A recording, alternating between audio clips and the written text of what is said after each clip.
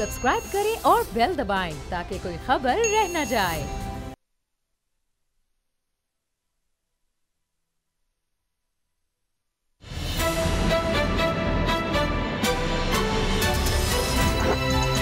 अब पता चला में आज आप जान सकेंगे। अफगान फौज नाकाम, जंग के खात्मे का ऐलान। अशरफ गनी फरार, तालिबान का अफगानिस्तान पर राज। एक कौम एक निसाब पर अमल का आगाज। यकसा निसाब से तालीमी इनकलाब। शजरकारी पर जरबकारी। नून लीगी एमपीए और पौधों का चोर।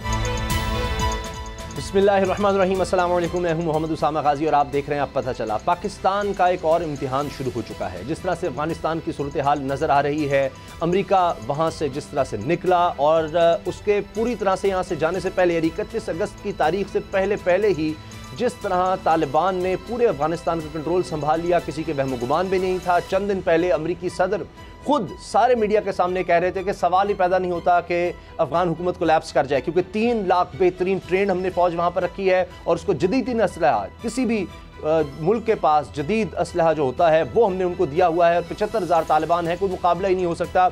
किसी भी सूरत में तालिबान काबुल का कंट्रोल इस तरह हासिल नहीं कर सकेंगे और ना ही वियतनाम को दोहराया जाएगा। लेकिन सब ने फिर देखा, अब मीडिया दिखा रहा है कि क्या सूरत हाल है, किस तरह वहां से अमेरिका को निकाला जा रहा है हेलीकॉप्टर के जरिए, और खास तौर पर जो एयरपोर्ट पर मुनाजिर नजर आए हैं जहां का कंट्रोल अब भी अमेरिकी फोर्सेज के पास है। हजारों अमेरिकी फोर्स वहां पर मौजूद हैं और जिनसे इन्होंने वादा किया था कि उनको साथ लेकर जाएंगे, वो लोग जब वहां पहुंचे तो उन पर फिर गोलियां चलाई गई, वहां पर कई लोग हलाक हो गए। बड़ी अफसोसनाक सूरत हाल है। लेकिन पाकिस्तान का इम्तिहान इसलिए है कि एक दफ़ा फिर पाकिस्तान को ब्लेम देने की, पाकिस्तान को कसूरवार ठहराने की कोशिश होगी, क्योंकि चाहे मगरिब हो चाहे अमेरिका हो, वो सब ये डाइवर्ट करना चाहेंगे अपनी नाकामी को, अपनी शिकस्त को पाकिस्तान पर। कौमी सलामती कमेटी का इजलास हुआ है, उसका एलामिया भी सामने आया है और यही कहा गया है कि पाकिस्तान ने जितनी कुर्बानियां दी हैं ये दिहाइयों में अफगान सूरत हाल पर, इसको दुनिया को सराहना चाहिए। और पाकिस्तान पहले दिन से कहता रहा कि इसका पुरअमन हल निकाला जाए और अमेरिका और नेटो फोर्सेस यहाँ से निकलने से पहले कोई हल देकर जाते, कोई पॉलिटिकल सोल्यूशन देकर जाते। ये ना होता कि जिस तरह आज देखा गया कि अशरफ गनी वहाँ से भागा है और कैश लेकर भागा है 4 गाड़ियों में। ये रूस की तरफ से, वहाँ की एम्बेसी की तरफ से कहा गया कि जी ये हेलीकॉप्टर में भी कैश रखा इतना ज़्यादा था कि सब ये ले जा नहीं सका। और फिर ताजिकिस्तान से ओमान से अब कहा जाता है जी अमेरिका। तो ये जो सारी सूरत हाल बनी है कि किस तरह से कोई रेजिस्टेंस सामने नहीं आई, कौम वहाँ पर वेलकम कर रही है, उसके मनाजिर क्यों नहीं दिखाए जा रहे, और ये जो लोग जहाज़ों से गिरकर हलाक हो रहे हैं कि अफगानिस्तान से निकलने के लिए इनसे वादे किए गए थे, इस सब का जिम्मेदार कौन है और पाकिस्तान को कसूरवार ठहराने की क्यों कोशिश है, इस सब पर हम बात करेंगे। आज आगाज़ प्रोग्राम का इसी से करेंगे। बाबर डोगर साहब, गुलाम मुर्तज़ा साहब मेरे साथ हैं। बाबर डोगर साहब, ये फिर कोशिश हो रही है, सारी दुनिया ने देख लिया, तमाम बड़े अखबार मैंने देखा, इंडिपेंडेंट से लेके गार्डियन, वाशिंगटन पोस्ट, न्यूयॉर्क, आप देखें हर तरफ ये हो रहा है कि जी अफगान हुकूमत नाकाम होगी, अमेरिका नाकाम हो गया, तालिबान ने कंट्रोल संभाल लिया, और इतनी तेजी से कैसे हो गए सवाल पूछे जा रहे हैं। अब हो ये रहा है कि तमाम वहाँ की इस्टेब्लिशमेंट, सारा वहाँ का मीडिया कोशिश करेगा कि सारा ब्लेम पाकिस्तान की तरफ लाया जाए। ये तो एक अजीब सूरत हाल है। उसामा साहब, सारी दुनिया इस वक्त परेशान बैठी हुई कि ये हुआ क्या। एक्सपेक्ट ये किया जा रहा था, एनालिसिस थे, सारी दुनिया के बड़े बड़े अखबारात के बड़े बड़े एडिटर्स, जर्नलिस्ट वहाँ पे अपने एनालिसिस दे रहे थे कि जनाब तालिबान जो है वो 6 माह लेंगे, 3 माह लेंगे, बड़ा वहाँ पर रेजिस्टेंस होगा और ये अब खाना जंगी जो है ये पता नहीं कब तक तवील हो जाएगी। उस पर अफगान गवर्नमेंट ये ऑफ़र कर रही थी तालिबान को, ठीक है खाना जंगी को बंद करते हैं, आए एक मुश्तरका गवर्नमेंट ले आते हैं, एक कंसेंसस गवर्नमेंट ले आते हैं, कोई इस तरह की बातें हो रही थी। और लग ये रहा था कि पता नहीं काबुल जो है यहाँ से बड़ा स्ट्रॉन्ग रेजिस्टेंस जाएगा और इसमें बड़ा अरसा लग जाएगा और इसमें पता नहीं कितनी जाने जाएंगी। लेकिन सारी दुनिया हैरान रह गई, शद्दत रह गई कि तालिबान आए, आके अफगानिस्तान पे उन्होंने सीधा प्रेसिडेंशियल पैलेस गए, उस पर उन्होंने कब्ज़ा कर लिया, PTV पे कब्ज़ा कर लिया। सारा तालिबान जो था, सारा काबुल जो था वो तालिबान को वेलकम कर रहा है, खामोशी सन्नाटा छाया हुआ है, कोई एक गोली नहीं चली, बगैर किसी फायर के तालिबान जो है वो काबुल को फतह कर गए। अब मैं देख रहा हूँ कि सारी दुनिया में तबसरे हो रहे हैं कि वो अफगान फौज जिस पर 2000 अरब डॉलर खर्च किया गया, जिसकी तरबियत अमेरिकी फ़ौजियों ने पिछले 20 साल की, जिनको दुनिया का बेहतरीन असला दिया गया, वो एक गोली भी नहीं चला सकी।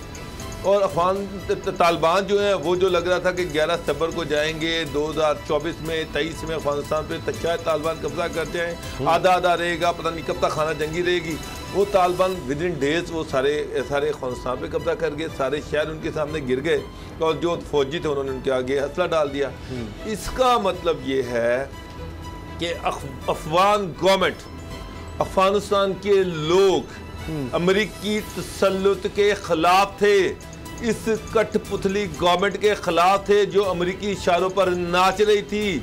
वो इनसे आज़ादी चाहते थे और अफगान शहरियों की हमदर्दियां जो हैं वो अफगान तालिबान के साथ थी।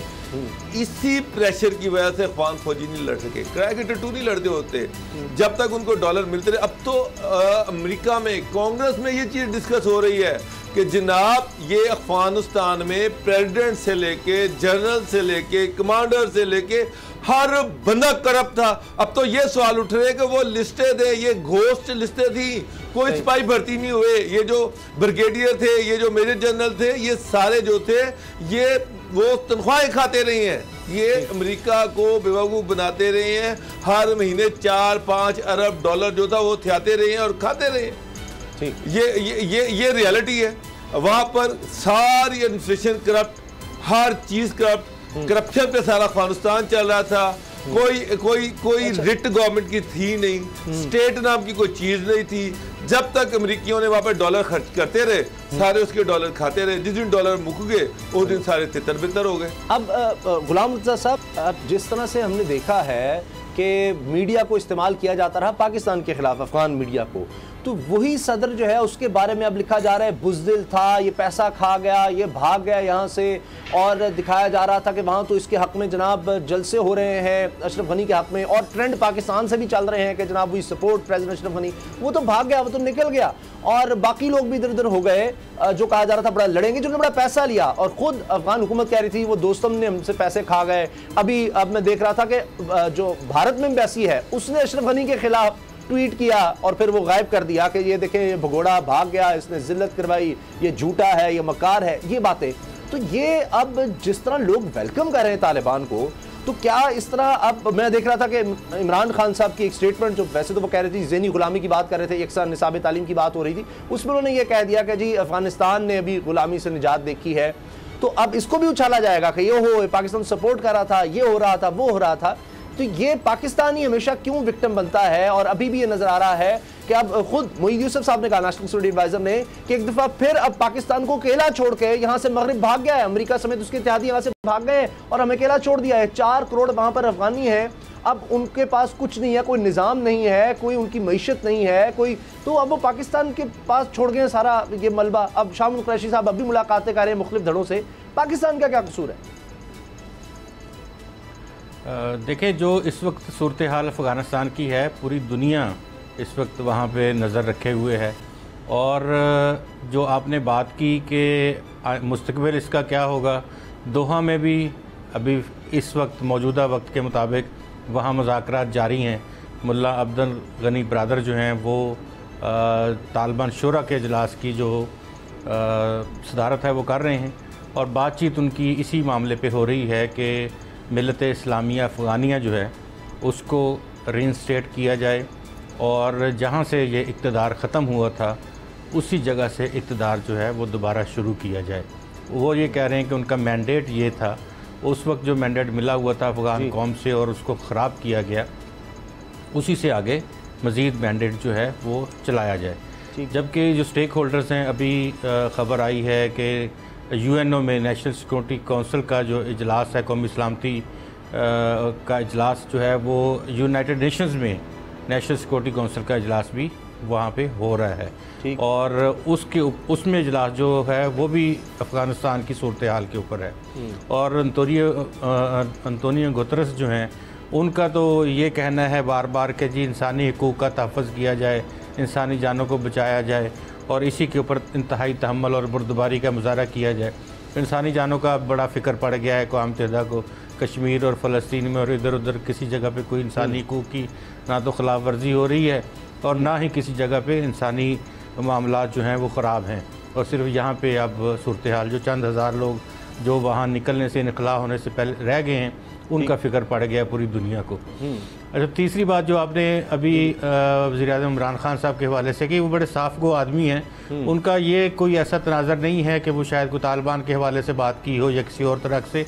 वो ज़ाहिर है कि 20 साल से, बल्कि 20 साल से भी क्या कहा जाए कि 40 साल से अफ़गान जो है वो महकूम कौम के तौर पर ज़िंदगी गुजार रहे हैं।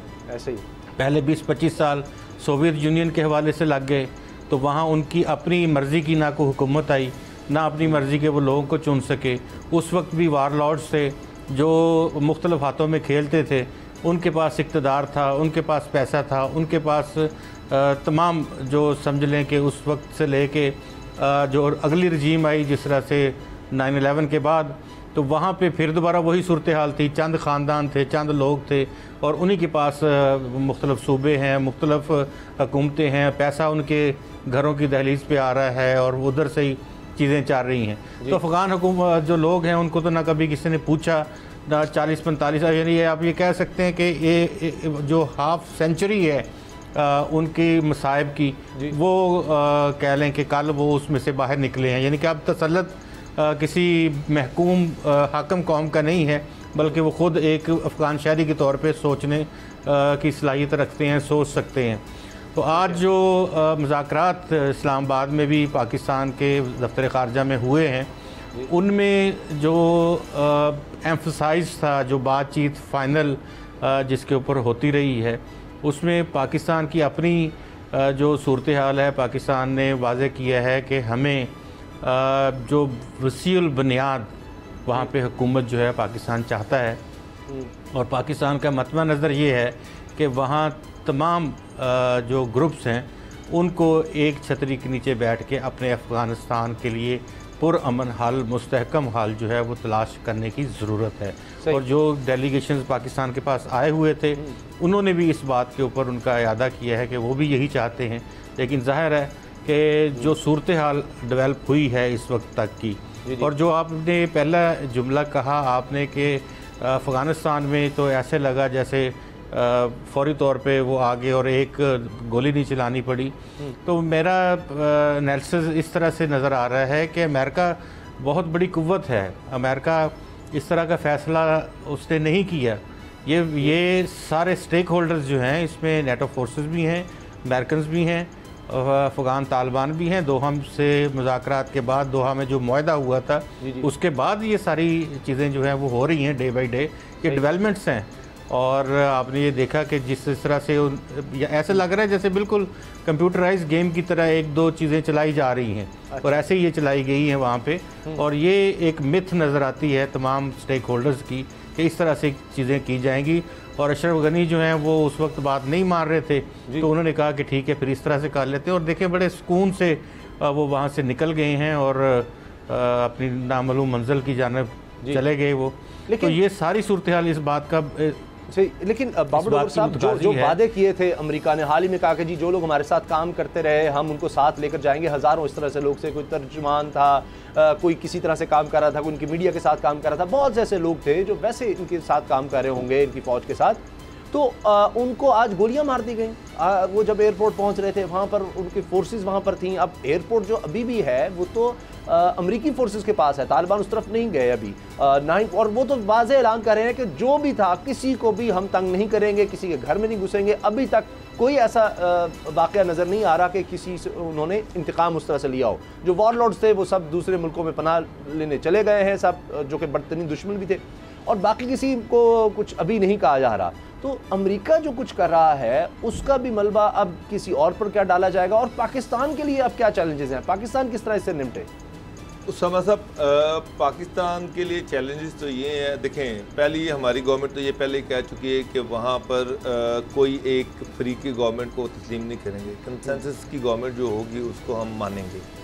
अब ये सारा डिपेंड करता है अफ़गान तालिबान पे। जो नज़र आ रहा है वाज़े तौर पर कि वो अफ़गान तालिबान जो है वो भी इतनी जल्दी में नहीं है, वो भी बड़ा सोच समझ कर डिसीजन मेकिंग कर रहे हैं। उनको पता है कि सारी दुनिया की जब तक उनको हमायत हासिल ना हुई, ये खाली इशू गवर्नमेंट काबुल पे कब्ज़ा करने का नहीं है, असल इशू वहाँ पे गवर्नेंस का है और वहाँ पर एडमिनिस्ट्रेशन का है। 4-5 करोड़ जो फ़ानी हैं उनको खाना देने का है, उनके लिए रोज़गार का है, उनको फैसिलिटेट करने का है। ये सारी चीज़ें तभी होंगी जब अफ़गानिस्तान को सारी दुनिया रिकग्नाइज़ करे। अफ़गानिस्तान की जो गवर्नमेंट जो भी नहीं बने उसको बड़ी ताकतें सारी दुनिया रिकग्नाइज करे। अगर दुनिया से लदा रह के किस तरह से आप सर्वाइव कर ही नहीं सकते। पाकिस्तान खुद एक गरीब मुल्क है, अपने लोगों को वो रोटी दे नहीं पा रहा, अफगानिस्तान के लोगों को रोटी कहाँ से मिलेगी? एक सवाल है।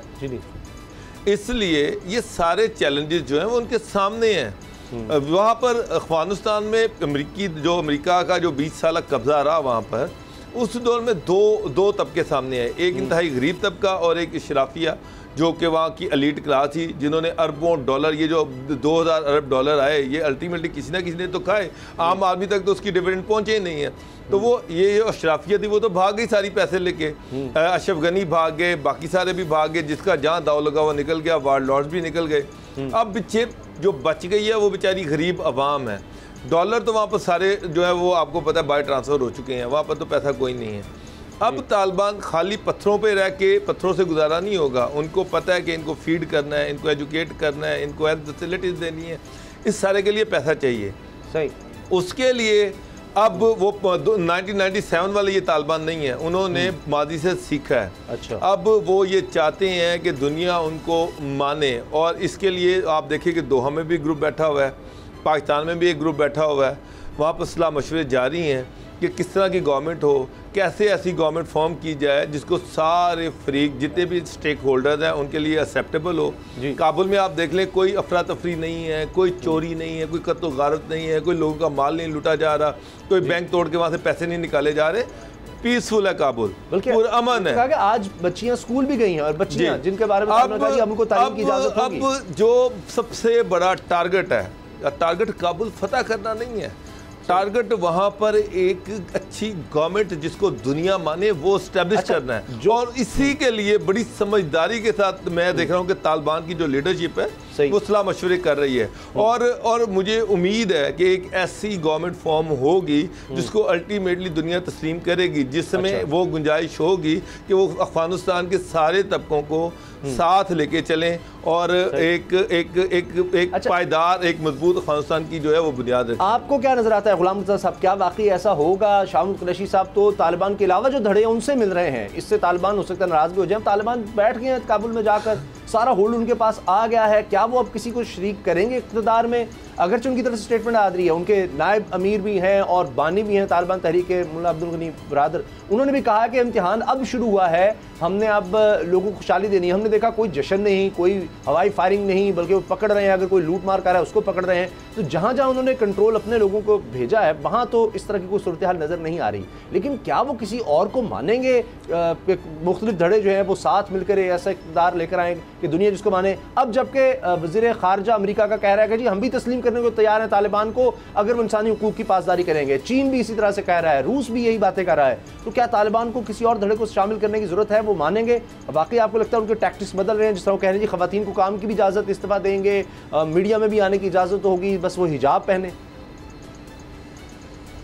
अल्टीमेटली ये हल है इसका, और इसमें लाजमी बात है कि अकेले तालिबान, बेशक वो इस वक्त अक्सरियत में हैं, वो इस वक्त पावर में हैं, उनके पास कंट्रोल है, लेकिन उसके बावजूद जिस तरह से मैंने पहले अर्ज़ किया कि जो दोहा एग्रीमेंट था उसमें हमारे पास तो नहीं है, वो तो अमेरिकन के पास है और तालिबान के पास है, और अभी भी वो पुरसकून हैं और दोहा में बैठे बातचीत कर रहे हैं। तो 2-4 स्टेक होल्डर्स मज़ीद और भी शामिल होंगे, लेकिन बात ज़ाहिर है कि तालिबान की ही चलेगी। और दिखाने को हम ये कह सकते हैं कि 2-3-4 स्टेक होल्डर्स उसमें शामिल किए जाएंगे, जो जिस तरह से मुल्ला अब्दुल गनी बरादर जो हैं वो कह रहे हैं कि लाइक माइंडेड जो उनके होंगे तो वो उनके कमांडर्स जो हैं उनको साथ मिला लेंगे। जिस तरह जो आज वफद इस्लामाबाद में मौजूद हैं जी, वो भी लाइक माइंडेड हैं, वो तस्लीम करते हैं उनकी तालिबान की लेजिटिमेसी को और उनकी लेगेसी को। तो अगर जो जो ग्रुप्स वहाँ पे इस चीज़ को मानते जाएंगे तो वो इनके साथ शामिल होते जाएंगे। लेकिन इनका बज़ाहिर इनका जो इस वक्त तक सामने आने वाला बड़ा मुतालबा है वो यही है कि मिलत इस्लामिया अफ़गानिया और निज़ाम शरई निज़ाम मोहम्मदी जो है वो वहाँ पे नाफिज़ करना चाहते हैं। तो आगे इनके साथ जो बातचीत करने वाले हैं, जिस तरह से अभी आपने कहा, अभी बोरिस जॉनसन जो हैं उनका ट्वीट था कि कोई भी मुल्क इनको तस्लीम ना करे, तावक्ते के जो लाइक माइंडेड हैं और अच्छी सोच, खट्टी सोच रखने वाले लोग हैं, ममालिक हैं, वो मिलके इनको इकट्ठा तस्लीम करें। इसी तरह जो एंथनी ब्लिंकन हैं, उन्होंने यही बात की कि हम इसके ऊपर देख रहे हैं बहुत करीब से, और ये दिल दहला देने वाला वाक़या है, उन्होंने तो ये कह दिया है। और इसके साथ यूएनओ भी है, फिर चाइना, रशिया की तो कल से स्टेटमेंट का राज से आ चुकी हैं। तो ये जितने भी स्टेक होल्डर्स हैं इस वक्त, जो इस खित्ते के मुफाद में सबसे ज़्यादा चीज़ नज़र आने वाली है वो चीन है, वो रूस है, वो इस खित्ते के असल शराकतदार हैं, असल पार्टनर हैं। अगर आप तालिबान की जो गुज़िश्ता तमाम 3 से 6 माह की आप उनकी एक्टिविटी देखें, वो अमेरिका भी गए थे, वो दोहा भी गए थे, वो चाइना भी गए थे, वो रशिया भी गए थे। तो इस सारे डॉट्स को अगर मिलाएं तो नज़र तो आता है कि कुछ ना कुछ दरमियान में जो दोहा मुज़ाकरात के बाद बातचीत चली थी उसके ऊपर आगे पेशरफ्त हो रही थी, और जो भी शराकतदार हैं उनके साथ डिस्कशंस हो रही थी।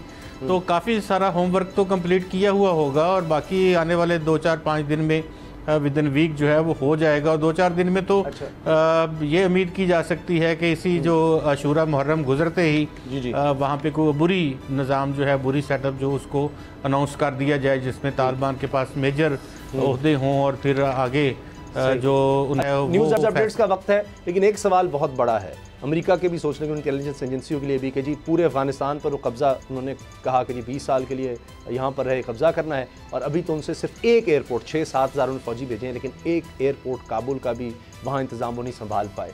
ब्रेक लेते हैं और ब्रेक के बाद बात करेंगे। इमरान खान साहब ने कहा है कि अब हमने ज़हनी ग़ुलामी से निजात लेनी है, यकसा तालीमी निसाब, क्या ये कामयाब होगा? ब्रेक के बाद।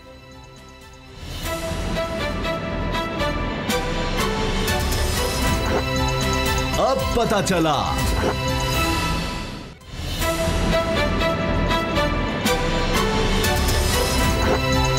अब पता चला। आज वज़ीर-ए-आज़म इमरान खान ने एक तकरीब में खिताब करते हुए कहा है कि हमने अब ज़हनी ग़ुलामी से निजात लेनी थी, कि अंग्रेज़ों का कल्चर हमने अपना लिया, उनकी ज़ुबान अपना ली। पाकिस्तान में 3-4 किस्म के सिस्टम राइज थे तालीमी निसाब के हवाले से, अब हम यकसा तालीमी निसाब ले आए हैं, और इसको पूरी तरह से उन्होंने कहा कि अमन पर नाफिज कर देना है। और शफ़क़त महमूद को उन्होंने शाबाश भी दी, और कहा कि इसको जितनी जल्दी हो सके पूरी तरह से इस पर अमल दरामद करवाया जाए अगले तकरीबन 6 माह में। लेकिन साथ उन्होंने कहा जी मुश्किलात तो बहुत होंगी, बहुत से लोग बहुत बात करेंगे, लेकिन हमने ये तबक़ाती तक़सीम को ख़त्म करना है। 25 साल से इसके लिए जद्दोजहद कर रहे थे, और इसके अलावा और कोई हल नहीं था। पाकिस्तान में जो क्लास सिस्टम बन गया है कि जो अंग्रेज़ी मीडियम में पढ़ेगा, इस तरह महंगे स्कूलों में पढ़ेगा, तमाम सहूलियात कहें, रोज़गार के मौक़े कहें, या आसानियाँ कहें प्रैक्टिकल लाइफ में, उसी के लिए होंगी। बाकी जो लोग सरकारी स्कूल में पढ़ेंगे उनके लिए कोई भी अपॉर्चुनिटीज़ उस तरह नहीं होती। तो बाबर डोगर साहब, आपको क्या लगता है कि वाकई ये चीज़ अब पाकिस्तान में काबिल अमल है, या ये सक्सेसफुल हो सकेगा, या ये होगा कि जी अगले कुछ वक्त में कोई और गवर्नमेंट आई, वो फिर हमने ये माजी में देखा है कि बहुत से एक्सपेरिमेंट हुए हैं पाकिस्तान में, ये नहीं ऐसे कर दो, कोई एक निज़ाम ले आओ, लेकिन वो फेल होते रहे। क्या इस दफ़ा आपको लगता है कामयाब होगा? उसामा साहब, ये कह देना कि यकसा निज़ाम तालीम आ जाएगा, और ये कोई इतना आसान काम नहीं है। ये जो स्कूल माफिया है ना, ये भी बहुत बड़ा कार्टेल है, बड़ा ताकतवर कार्टेल है। इस कार्टेल के सामने अब अगर गवर्नमेंट जो है वो खड़ी हो जाती है और एक ऐसा निज़ाम तालीम ले आती है जो सब पर यकसा नाफिज किया जा सकता है, तो ये बहुत बड़ी कामयाबी होगी। मुझे एक बात बताएं, यहाँ पर एक तरफ LGS स्कूल सिस्टम है, एडिसन स्कूल सिस्टम है, बीकन हाउस है, बड़े बड़े स्कूल हैं जो कि ऑक्सफोर्ड का सारा सिस्टम है उसको फॉलो कर रहे हैं। उसके बाद निचले दर्जे के स्कूल हैं, ऐसे भी स्कूल हैं जो वहाँ पर अभी तक बुनियादी सहूलतें ही मौजूद नहीं है, और फैसिलिटीज़ वहाँ पर अभी भी मौजूद हैं। तो साथी जो है उनका जो लेवल है वो बहुत ही लो है, मगर वो इस काबिल नहीं है कि वो इस तरह के जदीद निज़ाम को पढ़ा सकें, उनकी कैपेसिटी नहीं है। उसके बाद दरमियाने स्कूल हैं, इवन लाहौर में बेतहाशा ऐसे स्कूल हैं जहाँ पर जदीद निज़ाम तालीम नहीं पढ़ाया जा सकता क्योंकि वहाँ पर टीचर्स की कैपेसिटी नहीं है। प्राइवेट स्कूल जो है वो भी तलबा से सिर्फ फीस ऐंठ रहे हैं, पढ़ा नहीं रहे। कहने का मकसद ये है एक तरफ बेहतरीन स्कूल हैं ठीक है। जो 30-30, 40-40 हज़ार रुपये माहाना फीसें ले रहे हैं और बेहतरीन एजुकेशन दे रहे हैं, और वहाँ पर जो टीचर पढ़ाने वाले हैं उनकी तालीमी काबिलियत बहुत ज़्यादा है। दूसरी तरफ ऐसे स्कूल भी हैं जहाँ पर शायद इंग्लिश तो क्या उर्दू भी प्रॉपरली नहीं पढ़ाई जा सकती, इस तरह के भी टीचर हैं। अब ऐसे में खाली यकसा निज़ाम तालीम, मतलब ये नहीं कि गवर्नमेंट उसको रेप्लिकेट करे बीकन हाउस के या LGS के सिस्टम को और वो लागू कर दे सरकारी स्कूलों पर, तो वहाँ पर वो टीचर्स की तो कैपेसिटी ये नहीं कि वो ये सरकारी निज़ाम तालीम उसी को पढ़ा सकें, तो वो जदीद तरीन जो निज़ाम तालीम उसको कैसे पढ़ाएंगे? क्या सारे टीचर जो हैं उनको कोई उनको अपग्रेड किया जाएगा, क्या किया जाएगा? ये एक बहुत बड़ा सवाल है। दूसरी तरफ सिंध गवर्नमेंट इसके लिए तैयार नहीं है। पंजाब में उसके लिए बड़े फाइनेंसेस भी चाहिए। यहाँ पर तो हालात ये हैं कि लोग बच्चों को देहातों में तो स्कूल ही नहीं भेजते, टीचर वहाँ पर जो फ़ीस है वो माफ़ है, जो किताबें हैं वो गवर्नमेंट देती है। तो देखिए ग्राउंड रियलिटीज़ को भी साथ देखना पड़ेगा कि क्या ये यकसा निज़ाम तालीम जो है खाली ये नहीं है कि आपने पॉलिसी अनाउंस कर दी और उसको ठोस दिया, क्या वो आगे चल भी पाएगा कि नहीं? क्या आपके पास वो लोग रिक्वायर्ड लोग मौजूद हैं जो इस सिस्टम को आगे लेके चलेंगे? हरी बात है, जब गवर्नमेंट यकसा निज़ाम तालीम लेके आएगी तो एक मॉडर्न, मैं ये समझता हूँ कि एक मॉडर्न निज़ाम तालीम होगा जिसमें इंग्लिश भी होगी, क्योंकि हमारे तो प्राइमरी स्कूलों में इंग्लिश है ही नहीं है, वो तो स्टार्ट होती है जाके 6ठी क्लास में। तो क्या आपके पास प्राइमरी लेवल तक इस तरह का ह्यूमन रिसोर्स मौजूद है? क्या आपके पास मिडल तक ऐसा ह्यूमन रिसोर्स मौजूद है जो इन बच्चों को पढ़ा सके? तो बहुत सारे सवालात हैं, लेकिन अगर ये कामयाब हो जाते हैं तो ये बहुत बड़ी कामयाबी होगी, लेकिन मुझे नज़र नहीं आ रहा है। गुलाम रज़ा साहब, कहीं ना कहीं से तो ये शुरू करना था, अभी इसमें शायद वक्त लगे, बहुत से मसाइल आएँ और कहा जाए कि जी ये बिल्कुल कामयाब नहीं हो रहा, लेकिन हुकूमत की तरफ से ये कहा जाता है कि जी हमने बिल्कुल एक एक चीज़ नहीं बता दी, कि एक सिलेबस सेट कर दिया है कि जो भी बच्चा पढ़ाया जाएगा, बच्ची को पढ़ाया जाएगा इस क्लास में, उसमें ये चीज़ें ज़रूर शामिल होनी चाहिए। तो आपको लगता है कि ये इन द लॉन्ग रन को कामयाब हो सकेगा या कहीं वापस इस पर यू टर्न लेना पड़ जाएगा? देखें, वज़ीर-ए-आज़म इमरान खान का जो ये वादा था यकसा निज़ाम तालीम, जी, इसको उन्होंने बड़ी खूबसूरती के साथ उनकी टीम ने तब्दील करके कर दिया यकसा निसाब तालीम। अच्छा, अब यकसा निज़ाम तालीम इमरान खान का वादा, इमरान खान का नारा, उसमें क्या है कि तमाम स्कूल ख़त्म, एक ही तरह का स्कूल होगा, सही, एक ही तरह का सारा कुछ होगा, सिंगल एजुकेशन सिस्टम। जी। और यहाँ आज क्या दिया हमने? Single curricular system. सही, हमने निसाब दे दिया कि पहली से लेके 5वीं तक का सिर्फ दिया, वो भी कि ये निसाब होगा। अच्छा, उसकी ज़बान अंग्रेज़ी रख दी, चलें ज़रिया तालीम अंग्रेज़ी, लेकिन आपका तो सुप्रीम कोर्ट ऑफ पाकिस्तान का फ़ैसला है कि अब आप आहिस्ता आहिस्ता सब कुछ उर्दू में लेके जाएंगे, बच्चों को अपनी तालीम उर्दू में देंगे। अच्छा, ये 5वीं तक का है, नर्सरी प्रेप और वो किधर है?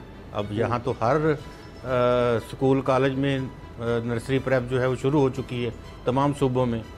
फिर चलें, आपने कर ही दिया, यकसा निसाब तालीम ही कर दिया, तो मुझे ये बताएं कि आज तक अभी तक कोई किताब तो है नहीं, 6 महीने हो गए बच्चों को, मार्च से ऑनवर्ड आज अगस्त की 16 तारीख हो गई है जी, तो मार्च से बच्चे प्रमोट हुए हैं दूसरी क्लासों में, पहली वाले दूसरी में, दूसरी वाले तीसरी में और 5वीं तक। उनके पास तो किताब ही कोई नहीं है, कब उनको किताबें देंगे आप? तो 6 महीने आपने किताबें नहीं दी, अब आज आपने अनाउंसमेंट की है तो कम से कम भी 2 महीने और लगाएंगे किताबें देने के लिए। उनको बुक्स मिलेंगी यकसा निसाब तालीम की, उसके बाद वो 3 महीनों में क्या पढ़ेंगे? तो आपने तो खुद अपनी तरफ से बुनियाद रख दी है कि ये सिस्टम ना चले। और ये वज़ीर-ए-आज़म का नारा बहुत फैसिनेटेड था और बड़ा हम तो उसको अप्रिशिएट कर रहे हैं कि निसाब तालीम यकसा नहीं होना चाहिए, बल्कि निज़ाम तालीम यकसा होना चाहिए।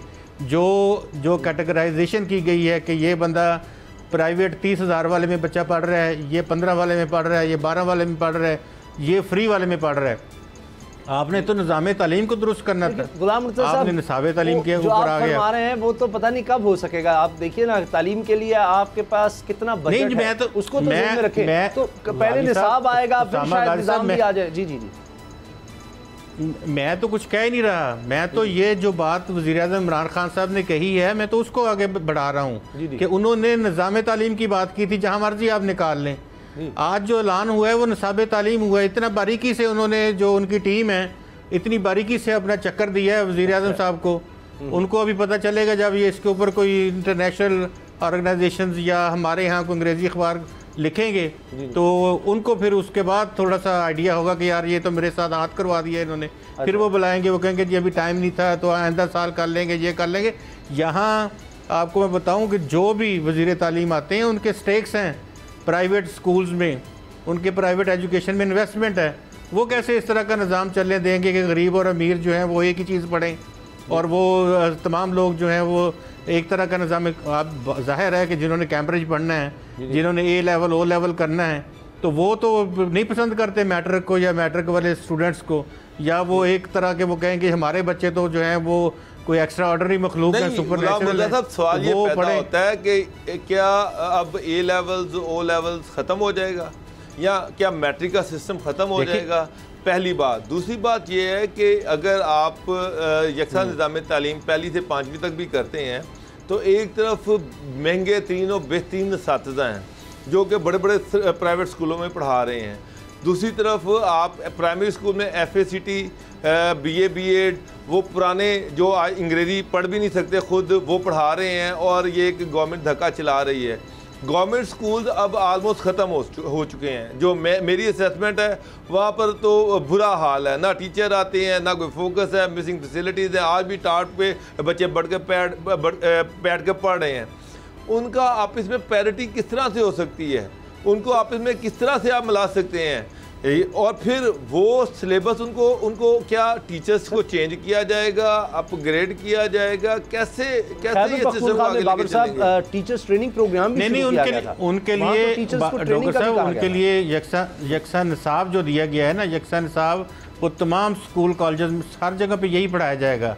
यकसा निज़ाम तालीम के लिए वो उन्होंने पढ़ाया तो पढ़ाने वाले जो हैं, मेरा तो कंसर्न उनसे है। ये वो पढ़ाने वाले हैं, अभी तो मेजोरिटी वो है। मैं हर साल देखता हूँ समर वेकेशंस आती हैं, गवर्नमेंट अनाउंस करती है कि टीचर्स को ट्रेनिंग देनी है, उनको अपग्रेड करना है। वहाँ पर यहाँ पर हड़तालें शुरू हो जाती हैं। आज तक किसी ने कोई ट्रेनिंग हासिल करने के लिए कोई टीचर रजामंद नहीं होता। वो छुट्टियों में कौन सुबह जाए और एक महीने की ट्रेनिंग ले, वो तो छुट्टियों पे वो एक समर वेकेशन है वो जाते नहीं हैं। अब कौन सी ऐसी आएगी कि मान भी लेते हैं डॉक्टर साहब, ये दावे ये वादे मान भी लेते हैं, लेकिन अभी आज अनाउंसमेंट किया है 6 माह तो ज़ाया हो चुके हैं बच्चों के, उनको क्या पढ़ाएंगे? उनको टू क्लास वाले को अब वो तो अगले साल पे भी ले जाए। अगर अगले साल से ही स्टार्ट करते हैं, मैं कहता हूँ कि चले नया जो सेमेस्टर स्टार्ट होगा ये वहीं से स्टार्ट करते हैं। फिर भी मेरा तो फिर नहीं, वो तो उन्होंने आज कह दिया ना, वज़ीर आज़म से ऐलान करवा दिया कि इस दफ़ा होगा। तो आप देख लेना कोविड से बच्चों की क्या हालत थी, पहले से क्या सूरत हाल है। मसला भी है गुलाम साहब, गवर्नमेंट की तरफ से उनके वज़ीर तालीम ने कह दिया है कि जी हम पर आप ज़बरदस्ती नहीं कर सकते 18वीं तरमीम के बाद, तो फिर यकसा तो नहीं हो सकेगा। नहीं, वो इस तरह बलूचिस्तान, पंजाब, 18th अमेंडमेंट के बाद नहीं, 18th अमेंडमेंट के बाद देखें ये सब्जेक्ट तो है प्रोविंशियली, उसमें सिंगल करिकुला जो है, सिंगल करिकुलम ये सिर्फ फेडरेशन अपने तौर पे कर सकती है। बाकी लोगों को तजावीज़ भेज सकते हैं, उनकी मर्ज़ी है मान लें, उनकी मर्ज़ी है ना माने। तो अगर फेडरेशन के लिए बात करते हैं तो यहाँ तो फेडरल गवर्नमेंट के स्कूल हैं, फेडरल गवर्नमेंट के कॉलेजेस हैं, तो यहीं पे ये इम्प्लीमेंट होगा इस्लामाबाद के पूरे डिस्ट्रिक्ट में।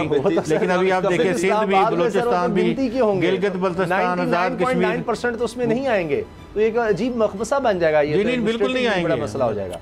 मैं यही अर्ज कर रहा हूँ। बुनियादी सवाल क्या था? बुनियादी सवाल ये है कि निज़ाम तालीम या निसाब तालीम, सही बात ये है। निज़ाम तालीम आपका पॉइंट बड़ा ज़बरदस्त था, हाँ जी, कि निज़ाम बदलने की बात हुई थी, ये सिर्फ करिकुलम की बात नहीं हुई थी, निसाब की नहीं हुई थी।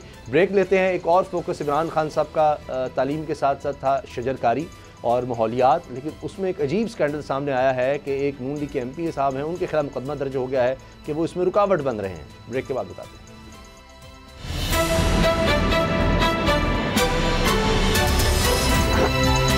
अब पता चला।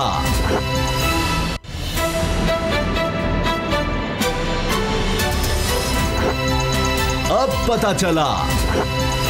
अब पाकिस्तान में रिकॉर्ड बनाने की कोशिश की गई, भारत का रिकॉर्ड तोड़ने की कोशिश हुई। गुजरांवाला में 50,000 पौधे 1 मिनट के अंदर अंदर लगाने का टास्क था कि जी पाकिस्तान रिकॉर्ड बनाए, क्योंकि अभी इमरान खान साहब भी बड़ी कोशिश कर रहे हैं कि पाकिस्तान में माहौलियात को बेहतर किया जाए और ज़्यादा से ज़्यादा जंगलात दरख्त लगाए जाएँ, यही सीज़न है और वो कह रहे हैं कि हमने 10 अरब दरख्त लगा कर दिखाने हैं। उसके लिए ये काम शुरू हुआ तो जनाब नून लीग के MP हैं तौफीक भट्ट साहब, उनके ऊपर अब मुकदमा दर्ज कर दिया गया है कि जी उन्होंने रुकावटें डाली। अब गुलाम रज़ा साहब, ये पॉलिटिकल क्यों हो जाता है हर मामला? पहले हमने सुना जी ये साहब थे कोई और कि जी वो हम जंगल नहीं बनने देंगे, इस तरह की बात हो गई। अब वो एक और कहानी बताते हैं जी मैंने तो पंजाब में कहा था कि बस ज़्यादा करीब पौधे ना लगाएं। तो ये क्यों हो जाता है कि कोई भी कॉज होती है कि चूँकि हुकूमत एक शख्स की है, उसने ये शुरू किया है, लिहाजा हमने इसमें हिस्सा ही नहीं डालना, चाहे वो पाकिस्तान के लिए है, पाकिस्तान का उसमें फ़ायदा है, नहीं, रुकावटें खड़ी करनी है और उसको एक पोलिटिसाइज कर देते हैं मामले को। देखें, उसको आपने ना FIR को देखना है जो उनके ऊपर करवाई गई है जी। उसमें तो लिखा गया है कि इन्होंने फ्लैक्सेस छीन लिए थे टीमों से। तो क्या फ्लैक्सेस छीनने से आपका जो रिकॉर्ड था वो ख़राब हो गया, ख़त्म हो गया? फ्लैक्सेस और वो जो तशहरी मुहिम के लिए कुछ वो पोल के ऊपर लटकाए जाते हैं बैनर्स, वो थे, उनके ऊपर ये इल्ज़ाम है कि उन्होंने वो छीन लिए। तो बात ये है कि अगर आपने रिकॉर्ड बनाना था और आपकी कोई और किसी वजह से कुछ ऐसी सूरत हाल बनी है कि आप वो रिकॉर्ड जो है वो नहीं बना सके, तो इसका मोरद इल्ज़ाम जो है वो लोगों को मत ठहराएं। इन्होंने एक करारदाद भी पेश की हुई है पंजाब असम्बली में, जिसमें इन्होंने कहा है कि एक प्रॉपर एक डिस्टेंस है जिसको मेंटेन रखा जाए। वाकई सही बात है कि कुछ दरख्त हैं और पौधा भी एक तना है छोटा सा, तो उसको अभी आज आप लगा रहे हैं, तो ये तो नहीं है कि आप 1 फुट के ऊपर आप दोबारा दूसरा पौधा लगा दें। तो वो अगर आपको प्रॉपर एक फासला है, अगर एक तरह के दरख्त مثلا शीशम है या कीकर है या पीपल है या दूसरे दीगर जो ऐसे बड़े दरख्त हैं, अगर उनके आप लगा रहे हैं तो आपको कम से कम भी 5 से 10 फुट का फासला उसके दरमियान में रखना होगा, क्योंकि वो बड़े होकर एक दूसरे के साथ कोलैप्स कर जाएंगे और उनकी लकड़ी अगर मजबूत नहीं होगी तो किसी काम भी नहीं आएगी और फिर नीचे भी उन्होंने जड़ भी पकड़नी है। तो ये सारी सूरत हाल को देखते हुए तो ये बहुत सारी असल चीज़ समझ आती है। आप FIR पढ़ेंगे तो आपको बिल्कुल समझ आ जाएगा कि ये पॉलिटिकल मोटिवेटेड है। अच्छा, इसमें किसी ने कोई ऐसी रुकावट नहीं डाली, किसी ने पौधे नहीं छीने। नहीं, ठीक है, लेकिन क्या बैनर्स उतारना या फ्लैक्सेस से रोकना, इस पर कोई मुकदमा नहीं बनता? उसको छोड़ देते हैं दरख्त लगाने के लिए। अगर तशहरी मुहिम कोई चला रहा है और वो आकर उतार देता है तो क्या ये चीज़ गलत नहीं है, ये गैर कानूनी नहीं है? नहीं, वो उसमें ये चीज़ है कि ये इनसे लिए हैं, इनसे छीने, वो ले जा रहे थे लगाने के लिए, रास्ते में उनसे पकड़ लिए हैं, उनका तो वहाँ ये है गलत है। अगर ऐसा हुआ है तो गलत हुआ है। ये साहब मेरा सवाल ये अलग बात है। इसके अगर आप इसकी तहकीक करवाएंगे अपने रिपोर्टर से तो आपको वहाँ से कुछ और ही मिलेगा, जो कि आपको मैं अर्ज़ कर रहा हूँ कि पंजाब असम्बली की जो करारदाद है उसको इसके साथ लिंक करें। अच्छा, आपको पता चल जाएगा कि वो क्या कह रहे हैं। वो बुनियादी तौर पे जो किसान आदमी है उसको पता होता है कि किस हद तक, कितनी दूर तक किसी भी फासले पे रख के पौधा लगाना है। अगर तो सर तो ये आम बंदा जो है वो शहरी वो नहीं समझता इस बात को। इसमें तो शामिल किया होगा महकमा ज़राअत को भी, जंगलात को भी, ज़ाहिर है डिस्ट्रिक्ट एडमिनिस्ट्रेशन है, अगर कमिश्नर साहब हैं, ये तो नहीं हो सकता कि दीगर डिपार्टमेंट को शामिल न किया गया और वो इतने इस बारे में नाअहल हैं कि उनको पता नहीं कितना फासला रखना चाहिए, और अगर उन्होंने ये नहीं किया तो फिर तो गलत किया। बाबर साहब, सामा साहब, मसला ये है कि पहली बात तो ये है कि ये फ्लैक्स छीनना या ये तशहरी मुहिम जो है उसमें रुकावट डालना, ये भी एक जुर्म है। अगर सब बेहतरीन तरीका ये है कि उन्होंने जो असम्बली में रेगुलेशन जमा कराई है वो ठीक है, उस पर गवर्नमेंट जो है उसका नोटिस ले और उस पर इंक्वायरी शुरू कर दे। मेरा सवाल ये है, ये तौफीक भट्ट साहब 2013 से 2018 में भी MPA थे। उस वक़्त जब पंजाब गवर्नमेंट ने 2 अरब रुपए राना मशहूद साहब को दिए थे कि और अखरोट सर से अखरोट तड़वाते हुए सारी दुनिया में जाली जो वो थे रिकॉर्ड जो थे वो जाली बंदे बुला के यहाँ पर जाली रिकॉर्ड बनवाए, जो कि नैब ने आप जी को उस पर नैब में केसेस चल रहे हैं। अच्छा। आपने, मुझे अच्छी तरह याद है कि 25 करोड़ रुपया पाकिस्तान हॉकी टीम मांग रही थी कि ना उनका फ़ंड रुका हुआ है, फेडरल गवर्नमेंट वो रिलीज़ कर दे। अच्छा। फेडरल गवर्नमेंट ने वो फ़ंड रिलीज़ नहीं किया, लेकिन 2 अरब रुपया पंजाब गवर्नमेंट ने यूथ फंड के नाम पर, जनाब यूथ स्पोर्ट्स फेस्टिवल के नाम पर अंधाधुंध रियोड़ियों के भाव बांट दिया और उससे सर से जनाब अखरोट तोड़वाते रहे और फजूल में वो पैसे ज़ाया किए। अगर वो 2 अरब रुपया किसी हॉकी टीम को दे दिया जाता, अगर वो 2 अरब रुपया जो था वो उसमें डिस्ट्रिक्ट स्पोर्ट्स में लगाया जाता, कुछ स्कूलों को दिया जाता, उससे शायद आपके पता नहीं कितने अब जो खिलाड़ी थे वो ये जो आपको अब ये जो हजमियत उठानी पड़ रही है ओलंपिक में, तो आपके कितने ओलंपियंस जो थे वो बन जाते। वो उस वक्त तौफीक भट्ट साहब को याद नहीं है, उस वक्त ये रिक्वेजिशन जमा करवाते, उस वक्त आगे फ्लैक्सेस छीनते, जब पूरे पंजाब में फ्लैक्सेस लग रही थी, तो सारा पैसा उधर ज़ाया हो रहा था। ठीक है, गवर्नमेंट का एक इनिशिएटिव है, वो एक इंडिया का रिकॉर्ड तोड़वाना चाहते हैं। उन्होंने जनाब 13,000 स्टूडेंट्स के जैसे 50,000 पौधे लगाने का इनिशिएटिव लिया है। तो ये वहाँ पर PHA के चेयरमैन भी रहे हैं और ये अपने बंदों से वहाँ पर फ्लैक्सेस जो है वो रखवा रहे हैं। मेरा सवाल ये कि क्यों? हाँ, अगर इनको इतराज़ है तो आपके पास मीडिया भी है, आपके पास PMLN का अपना सेक्रेटरीट है, मीडिया सेल है, आपके पास पंजाब असम्बली का प्लेटफॉर्म है, आप उसको यूज़ करें। तो ये तो समझ साहब कोई किसी को इजाज़त नहीं ना देता कि किसी के फ्लैक्स चोरी करवा लो।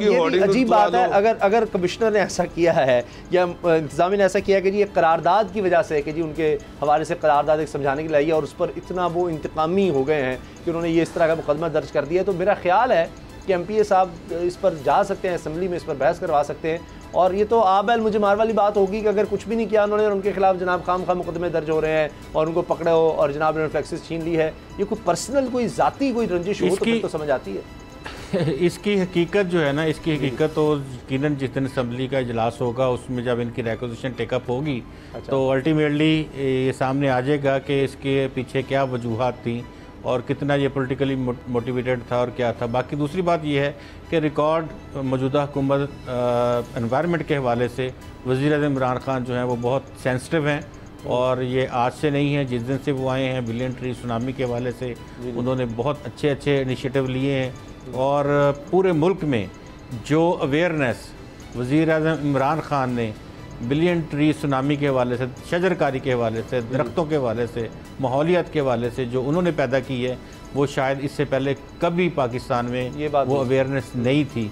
आज बच्चे, हर घर में बच्चे ये कहते हैं बाबा हमें पौधे ला के दें, हमने पौधे लगाने हैं। जी। तो वो पौधे किस लिए लगा रहे हैं? वो इमरान खान की वजह से लगा रहे हैं। वो सुनते हैं उनसे कि शजरकारी करें, तो ये किसी के रुकने से रिकॉर्ड नहीं रुकने, ये किसी के रुकने से रिकॉर्ड नहीं रुकने। और इमरान खान आपको पता है कि वो वैसे वर्ल्ड रिकॉर्ड बनाते रहे हैं, तो इसमें भी जब वो जाएंगे तो दरख्तों के वाले से मैं और कोई और कुछ हो ना हो, लेकिन ये बात मैं आपको हकीकतन आपको मैं ये कहता हूँ कि पाकिस्तान में दरख्तों का रिकॉर्ड इमरान खान के दौर में ही बनेगा और ये कामयाबी से हमकिनार होगा इंशाल्लाह, अल्लाह करे कि। और ये एक इतराज़ बाबर साहब ज़रूर होता है कि जी वो 10 अरब का कहाँ है इतने दरख्त, लेकिन बहरहाल अगर 10 अरब अभी तक नहीं लगे लेकिन उस तरफ सफ़र जारी है, एक अवेयरनेस जिस तरह गुलाम तो है पहले से ज़्यादा लग रहे हैं और पूरी दुनिया इसको सराह रही है। अब तो गूगल इमेजरी का दौर है, वहाँ देखे जा सकते हैं कि जहाँ पर जंगलात गए थे कितने लग गए हैं और उसी हवाले से फिर जो इंटरनेशनल ऑर्गेनाइजेशन हैं वो आपको सपोर्ट भी करती हैं।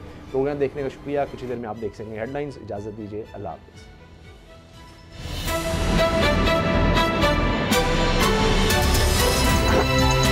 अब पता चला। सब्सक्राइब करें और बेल दबाएं ताकि कोई खबर रह न जाए।